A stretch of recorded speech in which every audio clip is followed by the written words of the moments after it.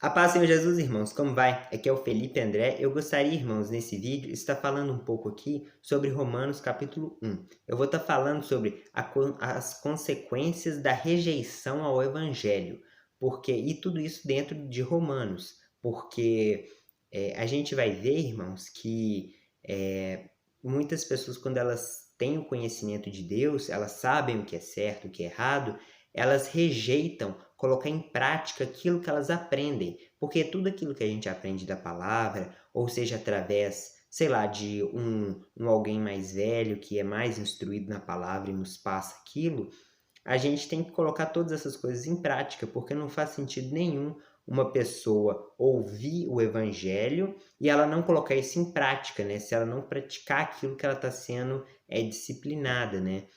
Então, eu vou estar explicando aqui as consequências dessa rejeição. E eu vou estar lendo desde o versículo 14.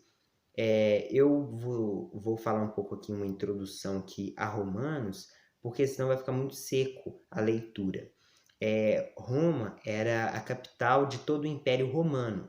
Então, significa que quando o apóstolo Paulo está mandando uma carta a Roma, ele está mandando aos cristãos que estão em Roma. E como Roma é a capital, significa que, né, quanto maior a cidade, mais pervertido costuma ser, né? Não estou dizendo que, né, não exista pessoas boas lá. Inclusive, existiam os cristãos em Roma, que era uma minoria. Agora, dentro de todo esse contexto, as pessoas de Roma estavam ouvindo o evangelho, porém, como elas não davam crédito àquela pregação, como elas não queriam escutar, elas estavam sendo colocadas debaixo de uma disposição mental reprovável. A gente vai ver isso nos versículos. O apóstolo Paulo, ele estava doido para ir em Roma, isso eu não vou ler porque está um pouco antes do versículo 14. Ele queria muito ir em Roma, ele orava pelos cristãos que estavam em Roma, porque ele queria ir lá para compartilhar alguma coisa, algum compartilhamento espiritual que ele fala, né? Se confortar pela fé vossa e minha, né? Fé mútua que ele fala. Então, isso é o contexto do que a gente vai ler. Agora, a gente vai ler o texto em si, beleza? Eu já vou ler desde o versículo 14, porque se eu ler desde o versículo 1, a leitura fica muito grande, o vídeo é enorme. Então, vamos começar. Vai falar assim: pois sou devedor tanto a gregos como a bárbaros, tanto a sábios como a ignorantes. Por isso, quanto está em mim, estou pronto a anunciar o Evangelho também a vós outros em Roma. Ou seja, o apóstolo Paulo ele fala que ele estava devendo. É como se ele tivesse uma dívida com todos e ele deveria pregar o Evangelho para eles, né? Porque essa é a dívida. Se Deus derramou graça no apóstolo Paulo, o apóstolo Paulo deveria derramar graça no próximo, né? Vamos falar assim. Então, da mesma forma, né? Amai-vos assim como eu vos amei, né? Não é isso que Jesus fala? Então significa que, da mesma forma que Jesus derramou graça na sua vida, você tem que derramar graça na vida do próximo. Porque graça é amor, né? Agora, no versículo 16 vai falar assim: pois não me envergonho do evangelho, pois é o poder de Deus para a salvação de todo aquele que crê, primeiro do judeu e também do grego. O que isso significa? Significa que o apóstolo Paulo está dizendo que ele não tem vergonha do evangelho. O que é evangelho? Eu vou tentar fazer essas definições de palavras para a gente conseguir entender melhor do que está sendo falado aqui, certo? Evangelho significa boas novas, né? Uma boa notícia. E traduzindo de uma forma melhor, significa que a mensagem que Jesus veio, morreu pelos seus pecados, ressuscitou, ascendeu aos céus, está à direita de Deus, sendo sumo sacerdote, que mesmo depois de você se tornar cristão, você vai começar a lutar contra o pecado. E se você não estiver dando conta, você vai pedir a Jesus para ele te ajudar e ele vai te perdoar porque ele vai estar ao seu lado, te auxiliando, te ajudando. Mas ele quer que você lute contra o que é errado, contra o pecado. E isso significa que evangelho é isso, é essa boa nova, essa boa notícia que Deus existe. Isso é evangelho, é uma boa notícia. É o Evangelho de Jesus Cristo, certo? Agora, vai falar que é o poder de Deus. Olha que interessante, o poder de Deus para a salvação. Então, quando fala poder de Deus para a salvação, é uma coisa muito importante, porque salvar de quê? Salvar através da ressurreição, né? Não está escrito que não, mas a gente entende. Salvação é através daquilo que Jesus fez por nós, perdoa os nossos pecados, e a gente vai poder ter acesso à vida eterna mediante o arrependimento. De todo aquele que crê. Ou seja, não é, como é que eu posso falar? Não é que você não precisa fazer nada, você tem que fazer alguma coisa, porque é de todo aquele que crê. Ou seja, a salvação de Deus ela está disponível a todas as pessoas. Porém, é necessário que a pessoa que vai ser salva creia, certo? Na verdade, eu expressei mal, né? É necessário que o pecador que está perdido, ele creia para se tornar um salvo, melhor dizendo, né? Isso significa que... E o que é crer? Porque a gente poderia questionar o que é crer. Afinal de contas, é uma coisa tão importante, é o poder de Deus para a salvação. Como que eu não vou? Eu quero ter isso, como que eu faço? O que eu preciso fazer? É todo aquele que crê. O que é crer? Entende? Então eu vou estar explicando aqui, irmãos, eu não sei se ficou confuso o meu raciocínio, mas o que eu quero dizer é definir o significado da palavra fé, beleza? Em Romanos, no capítulo 10, no versículo 16, o apóstolo Paulo vai falar assim: mas nem todos obedeceram ao evangelho, pois Isaías disse: Senhor, quem deu crédito à nossa pregação? Então, vocês conseguem perceber, o apóstolo Paulo está definindo o que é fé em Romanos 10, 16. Ele diz: mas nem todos obedeceram, porque Isaías disse, aí ele cita Isaías 53, quem creu? Ou seja, eu poderia fazer a pergunta, uai, apóstolo Paulo, o que tem a ver acreditar na pregação com obedecer? Acreditar não era no coração e uma coisa que se sente, e aí depois você sai da sua casa e sai falando mal da vida dos outros, sai enchendo a cara de cachaça, fumando, fazendo tudo errado, mas você diz no coração que está acreditando em Deus? Não é isso que é fé? Por que você está falando de obedecer? Por que quando eu acredito em Deus, eu tenho que largar a prostituição, eu tenho que largar, eu tenho que parar de tratar mal meus pais, eu tenho que parar de roubar, eu tenho que parar de... Não, apóstolo Paulo. O apóstolo Paulo, será que ele está errado? Lógico que não. Crer em Deus significa obedecer a Deus. Então, anda junto essas duas coisas. Não existe separação entre fé e obediência. Beleza, irmãos? Embora exista pessoas que vai dizer que sim, existe separação entre fé e obediência. Então, cada um pensa o que quiser, cada um crê no que quiser. Né? Cada um obedece ao que achar que é melhor. Porque fé também está relacionado a uma convicção, como fala em Hebreus 11. Fé é a certeza das coisas que se esperam e a convicção de fatos que não se veem. Está em Hebreus 11. Mas, traduzindo, o que significa ter convicção? Convicção é você obedecer. Se você diz que tem convicção e ao mesmo tempo não obedece, essa convicção é uma convicção de boca. Ela não frutifica. E na Bíblia tem muito isso. Né, Deus manda ouvir a Deus, mas o que é ouvir a Deus? Ouvir a Deus não é simplesmente, sei lá, ouvir e pronto. Não, ouvir é praticar aquilo que você está aprendendo, entendeu? Embora eu deveria ler mais textos para mostrar isso com mais entendimento, né? Mas tudo bem, eu defini o que é fé. Fé é obedecer. Agora, e ele vai falar também do judeu e do grego, porque vai começar essa diferenciação do judeu e do grego já nesse versículo, para quando chegar em Romanos 2, ele poder continuar o assunto. E eu não vou falar aqui em si desse assunto agora não. Aí no versículo 17 de Romanos, capítulo 1, voltando à leitura que estávamos. Visto que a justiça de Deus se revela no Evangelho, de fé em fé, como está escrito, o justo viverá pela fé. Ou seja, a justiça de Deus está no Evangelho, que é de fé em fé, ou seja, o justo vive pela fé. pela obediência a Deus. É isso que está sendo explicado e falado em Romanos capítulo 1. Em versículo 18 vai falar assim: a ira de Deus se revela do céu, aqui é a parte da rejeição que eu ia falar. A ira de Deus se revela do céu contra toda impiedade e perversão dos homens, que detêm a verdade de Deus pela injustiça. Porquanto que de Deus se pode conhecer, é manifesto entre eles, porque Deus lhes manifestou. Porque os atributos invisíveis de Deus, assim como o seu eterno poder, como também a sua própria divindade, claramente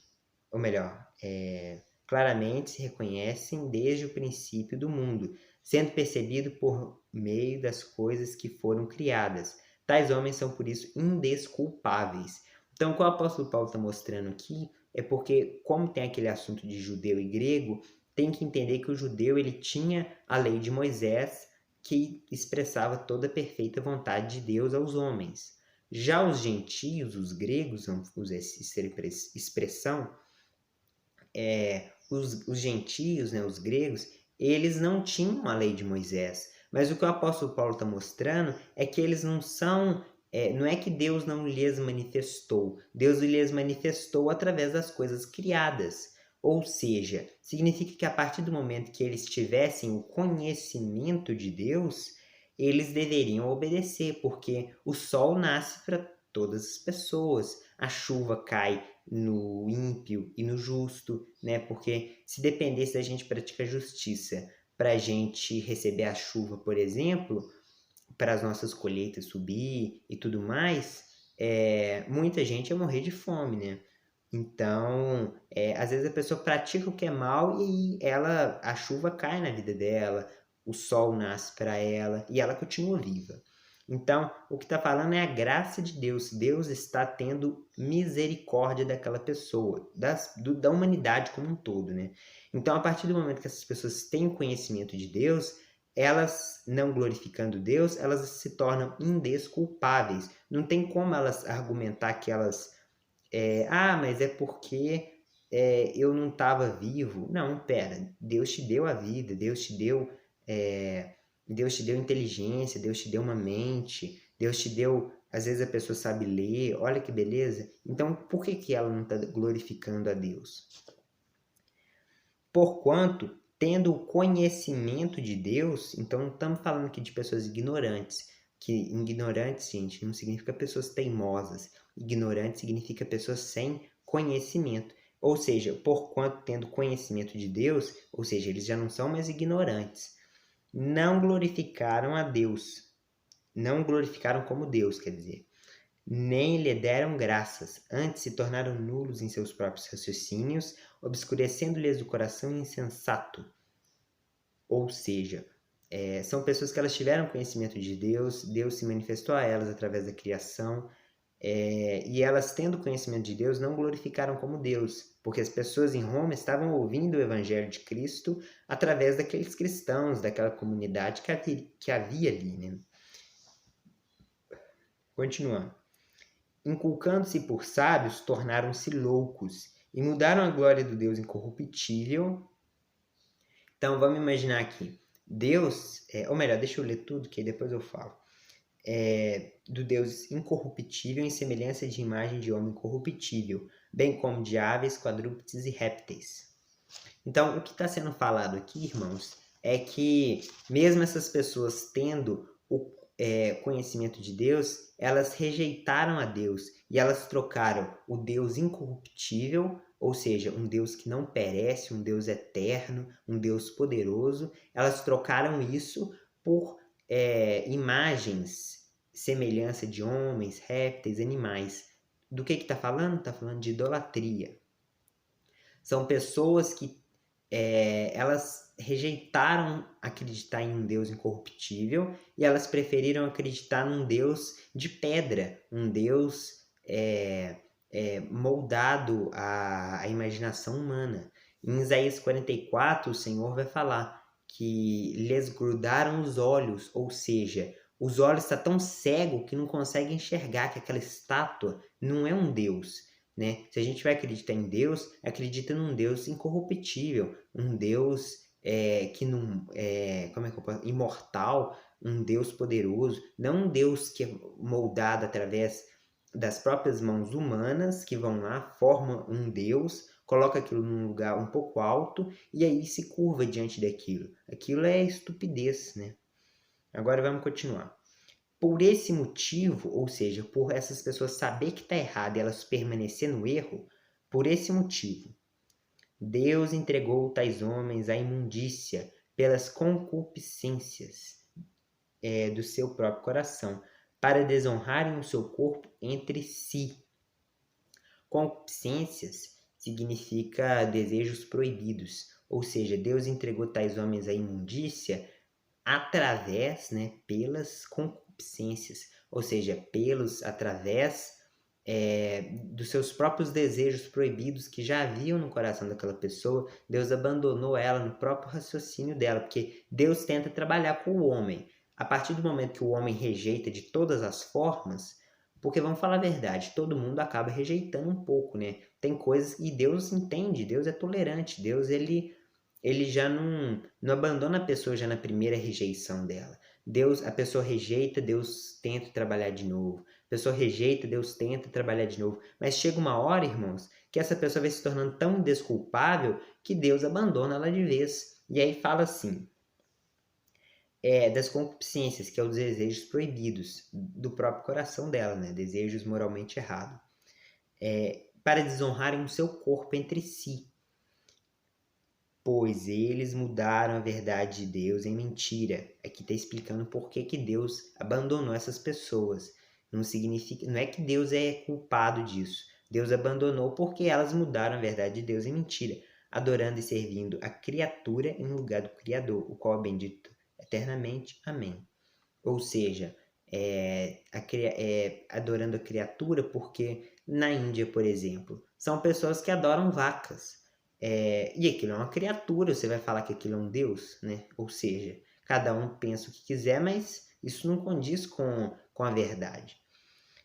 No versículo 26 continua: Por causa disso, os entregou Deus às paixões infames, porque até as mulheres mudaram seu modo natural e as suas relações íntimas por outro, contrário à natureza. Semelhantemente, os homens também, deixando o contato natural de mulher, se inflamaram mutuamente em sua sensualidade, cometendo torpeza, homens com homens, e recebendo em si mesmo a merecida punição do seu erro. Por que Deus se preocupa tanto está falando contra o homossexualismo? Por que Deus se preocupa tanto? E ele está dizendo, e logo alguns versículos atrás, ele disse desonrar o corpo.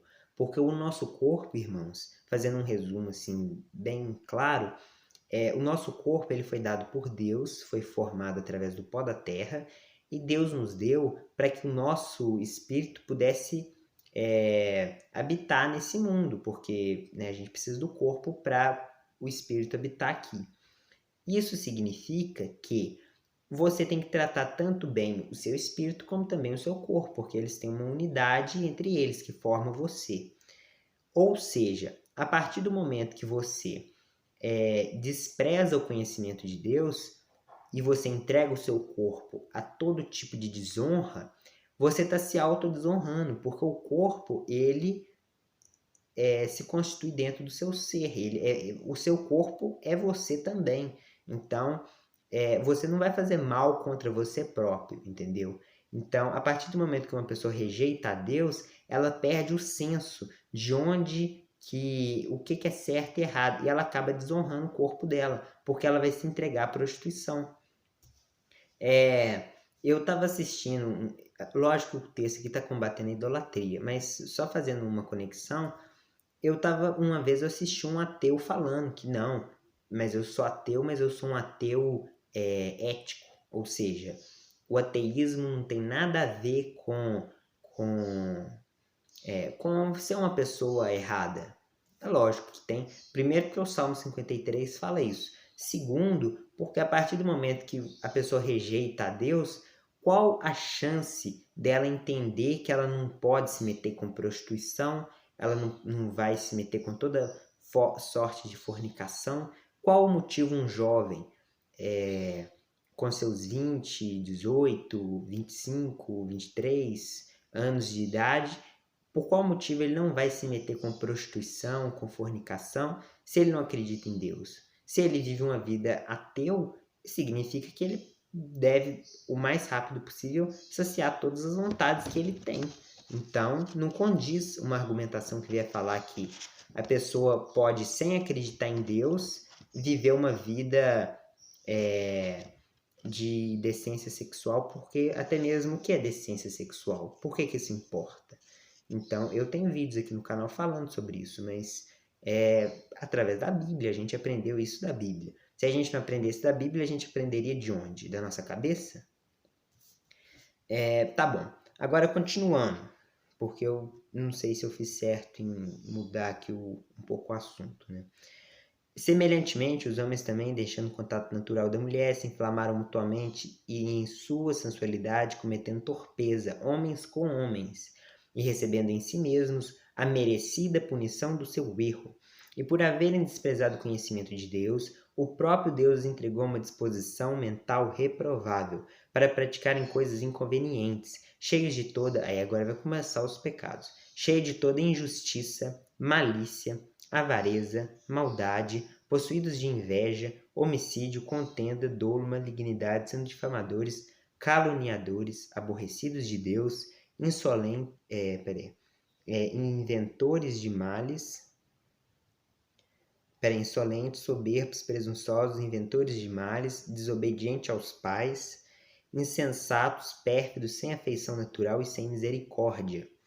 Então, ou seja, Deus ele se mostrou graça, misericórdia aos ímpios, né, às pessoas. Essas pessoas eram pecadoras, Deus deu graça para elas porque permitiu com que elas existissem, nascessem e tudo mais. E essas pessoas, além dessa graça, elas ainda tiveram o conhecimento de Deus, que também é graça. Então Deus está derramando graça sobre a vida dessas pessoas. E o que elas fizeram? Elas rejeitaram o Evangelho de Deus. O ponto do vídeo é falar sobre, ou melhor, o ponto da carta, né, de Romanos é mostrando o que aconteceu em Roma. Porque as pessoas ouviram o Evangelho de Cristo e ao invés de elas aceitarem a Deus como Salvador delas, elas preferiram adorar imagens de pedra, mesmo tendo pessoas explicando que aquilo estava errado. Então, essas pessoas foram entregues a uma vida de prostituição, elas se meteram em prostituição, né? Porque o diabo teve e trabalhou nelas de uma tal forma que elas, além delas já estarem se prostituindo de uma forma espiritual, né? Porque o nosso relacionamento com Deus ele é comparado a um casamento. E se é um casamento, significa que é Deus e a gente. Então, né, no caso a igreja, né? Então, é um casamento. A partir do momento que o povo de Deus vai ter relações com outros deuses, né, com imagens de pedra, por exemplo, ela está se prostituindo de uma forma espiritual, né? Isso existe nos profetas, em toda a Bíblia tem isso. E agora, quando se trata só que essa prostituição espiritual, a gente não consegue ver ela a olho nu, vamos falar assim. A gente não consegue entender isso, né? Deus entende, mas a gente não entende. Então, essa prostituição, da mesma forma que ela acontece de uma forma espiritual, ela também passa para o mundo físico. Então, significa que essas próprias pessoas que elas já são acostumadas a serem prostitutas, meretrizes com Deus, elas também se tornam meretriz, prostituta na própria vida, entendeu? Na própria vida, ela traindo o marido, né? Por isso que tem tanta traição, tanto adultério, porque tudo isso já é um reflexo do que já acontece em muito maior escala no mundo espiritual. E Deus não gosta desse adultério, isso gera ódio em Deus. Isso acumula ira, né? Agora vai continuar assim. Ora, conhecendo eles a sentença de Deus que são passíveis de morte os que tais coisas praticam, não somente as fazem, mas também aprovam os que assim procedem. Ou seja, além dessas pessoas saber que está errado, além delas praticar, elas ainda aprovam quem assim procede. Então, parabéns, você está certo. Porque se elas somente praticassem, mas na hora que isso fosse exposto, elas sentissem vergonha nelas mesmas, significa que elas ainda têm algum senso, né? E também significa que, ou seja, aquilo é algo condenável. A própria consciência dela já está avisando ela que ela está errada. Agora, a partir do momento que a pessoa vive uma vida de prostituição, é desobediente aos pais, porque os pais mandam o filho, faz assim, assim, assim. Os filhos não tá nem aí. Fala, filho, faz assim, filho, não se mete com bebida, com cachaça, com isso, e o filho não tá nem aí. E aí, ao mesmo tempo, e não é só esses pecados, né? Ali falou da avareza, ali falou da maldade, ali falou. Então, a devassidão sexual é o tema principal, né? Não dá para negar. Mas está falando de outros pecados também. E com isso, irmãos, ou seja, a gente entende que não deve se meter com essas coisas. E, o que eu estava falando era sobre as pessoas que aprovam quem assim procede, né? É a sociedade de hoje, do tempo de hoje, o tempo que eu vivo. Por quê? Porque as pessoas, o homossexualismo é uma coisa que todo mundo bate palma. Será que não entende que aquilo não é afeição natural? A afeição natural é entre um homem e uma mulher. Todas as gerações para trás, claro, né, em alguns lugares havia exceção, como por exemplo no próprio Império Romano ali, se tornar homossexual se tornou algo, como é que eu posso falar? Se tornou algo bom, né, vamos falar assim, né, o que o próprio texto já está explicando, né, que se tornou algo que as pessoas se tornaram isso e estava tudo certo. Mas depois também o Império Romano caiu, então toda essa libertinagem sexual que o Brasil vive, porque eu não conheço as outras nações, então não vou falar de outras nações. Mas do Brasil, toda essa devassidão sexual que a gente está vivendo, porque os jovens já fazem sexo antes do casamento, não tem ninguém nem aí. Os pais da gente, além de terem praticado isso nas gerações passadas, eles também aprovam quem assim procede. Então, a partir do momento que os filhos vai ter esse desejo, mas era responsabilidade dos pais ensinar que não, espera o seu casamento. Mas os pais também não estão nem aí, então, além deles praticar, eles assim aprovam quem assim procede. Então, quando isso é falado em público, as pessoas não vê mais como é algo errado. E é errado, porque existe um motivo para ser errado. A Bíblia explica o porquê que é errado. Ela não só proíbe, entendeu?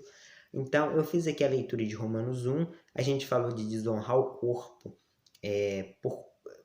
eles rejeitaram o evangelho e eles estavam se prostituindo de forma espiritual, de forma literal também, cheio de toda maldade, avareza e tudo mais que a gente acabou de ler. Então, essas foram muitas das rejeições que houve as consequências que houve por rejeitarem o evangelho de Jesus Cristo, beleza? Então, Deus quer que sim, você tenha uma esposa, você tenha, no caso, se é a mulher que está me assistindo, que tenha um marido, que vocês possam aí gerar filhos e tudo mais, porém, uma vida vivendo em santidade e não vivendo em devassidão, como aquelas pessoas viveram no passado. Aquelas pessoas que o apóstolo Paulo está combatendo, ele está mostrando que estão erradas, beleza? Então Deus abençoe cada um de vocês, muito obrigado por ter assistido o vídeo, se inscreve, dá o like e Deus abençoe grandemente a vida de cada um de vocês. Muito obrigado, irmãos.